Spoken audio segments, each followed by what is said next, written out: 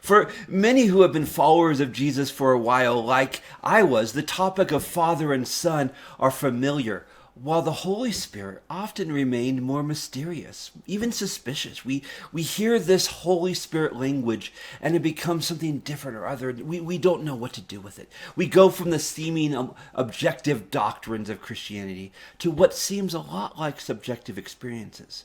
And we become suspicious about that. And other people often tell us, be suspicious about that. Much conventional theology has even often ignored discussing the Holy Spirit, even while arguing for the doctrine of the Trinity and other aspects of the Christian life. The Spirit, the Holy Spirit, becomes a kind of religious decoration. Adding a vague spirituality and a terminology for God, we'll throw Holy Spirit language in there, but when it comes to actually understanding the nature of God and understanding our role in God's mission, we don't tap into that teaching very well. And it is this teaching, which, as I said, makes all the difference. According to the Bible, the Holy Spirit is God's presence among us. We see the work of the Holy Spirit at the very beginning of the New Testament, in the sending of the Son, when Mary conceives and Jesus is born, and then being sent by the Son after Jesus ascends into heaven. But the Holy Spirit's work didn't begin in the New Testament.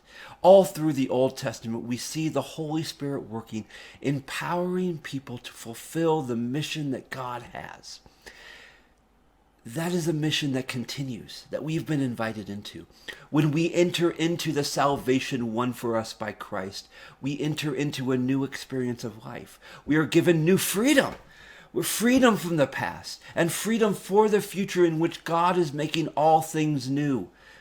We're not turned into someone else. We're not made into robots. We're enlivened by this Holy Spirit to fulfill the very life that God has made for us, to live in full that which we have only tasted so far. And part of that fullness is sharing with others from the outpouring, enlivening experience of the Spirit's work within us that we can't keep within. That was the experience of the church in the book of Acts, and what Paul talks about in his letters, and John talks about, and Peter talks about, that so many others have talked about. That is our invitation.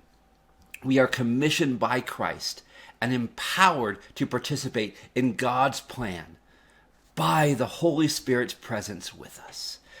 So who is this person we are following in the plans God has designed us for? How does the Holy Spirit work? This is a big discussion, and in fact, I teach an entire course on this in seminary. But for this lesson, we're going to talk about briefly and invitingly who this Holy Spirit is. And in the next lesson, we're going to talk more about how the Holy Spirit works in you. Join me as we dig into this very exciting and hopefully inspiring and enlivening discussion.